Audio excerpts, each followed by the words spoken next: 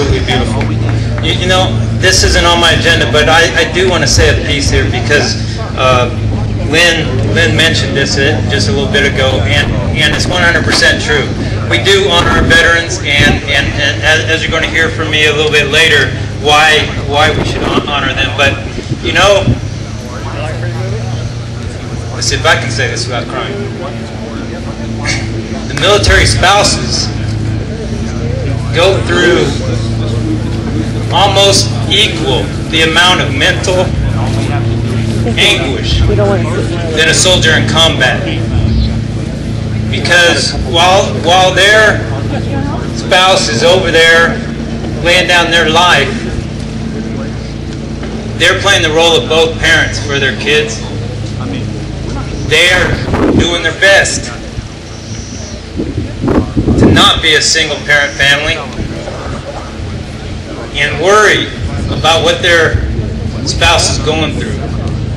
So we do need to recognize them on Memorial Day as well, and that's very important.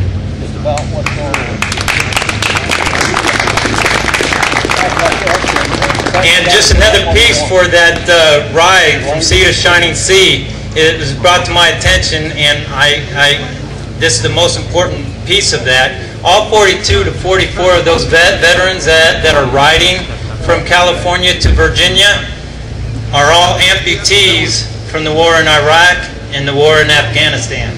So again, they're going to be in Mount Air, and that's a wonderful thing, and we need to be there to support them. With that, I'm going to bring Lynn back up.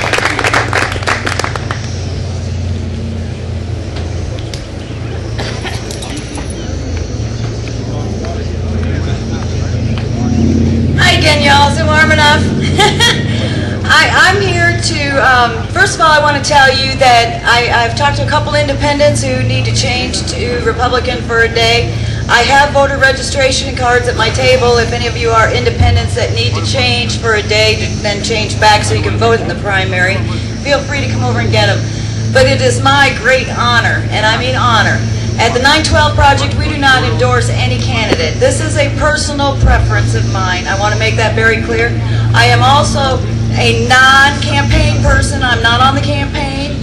I came to Iowa in 2008, right before the presidential election. I didn't know anybody running for governor. So I studied them, and I studied them, and I thought, I don't like either of the two that I'm looking at. What am I going to do? And my trust level is about, maybe a centimeter. And so we had them all come to our group and speak.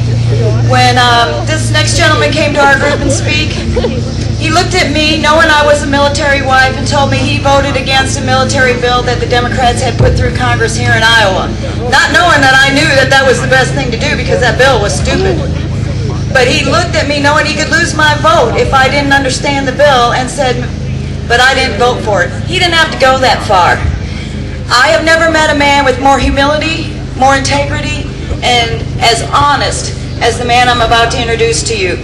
Please give this man considerable consideration when you place your vote. I'd like to introduce to you my hope for our next governor, for a better Iowa, Mr. Rod Roberts.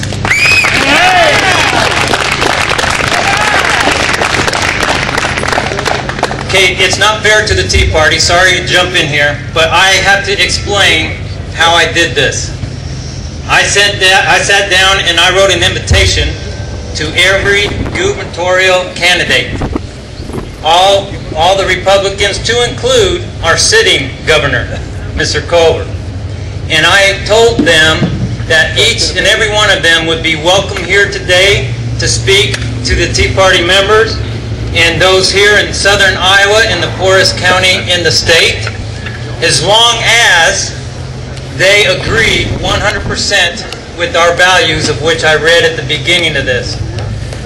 Both Branstad and Culver immediately started sending me donation emails, very non-personal.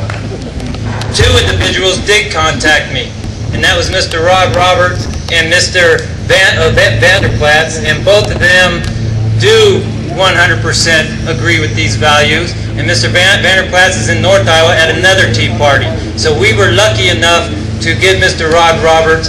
And so again, welcome, Mr. Rod Roberts. Thank you very much, and thank you for that welcome. I appreciate the opportunity to come and speak, and candidates who run for statewide office are constantly challenged with making decisions and choices about where they want to be and who they want to speak to, and I am proud to say that this is the place I wanted to be today, and I wanted to share my thoughts with all of you here in Lamoni. Happy to have my wife with me. Trish came along, and a friend of ours, Caitlin Hensel from Fort Madison, and my brother Terry is here. He's a pastor up at Leon, Trinity Christian Church, close by. Memorial Day and Memorial Day weekend, an important time set aside to remember and to reflect. A lot of people take the weekend to travel and spend time with family and enjoy the outdoors, and that's fine. But the weekend and the day itself is set aside to remember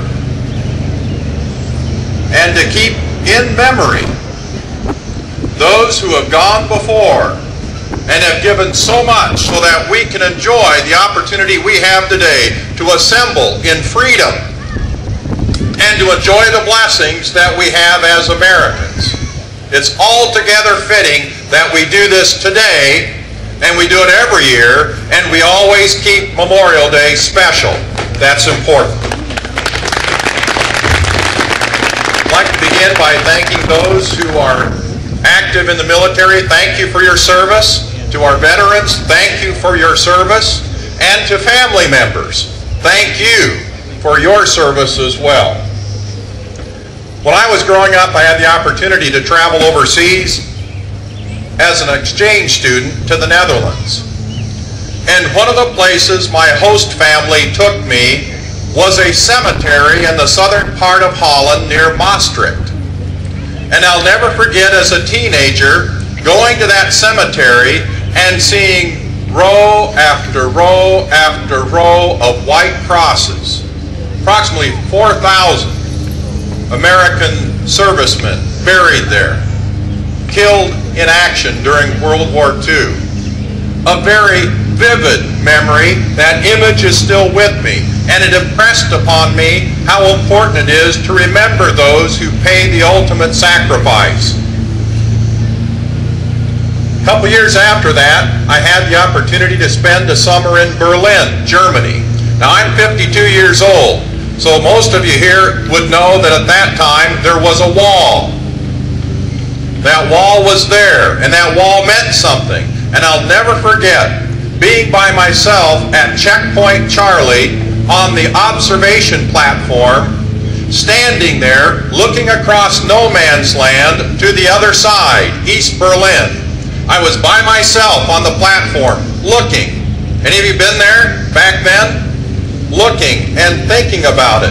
All of a sudden, it dawned on me from the other side, there were military personnel in uniform, and they all had binoculars trained on me, watching me. I'll never forget that image and what it told me about being free, being a citizen of a country where citizens are free and enjoy liberty, and what a difference it made to come from the United States, be part of a free society in contrast to one where communism reigned. I'll never forget that.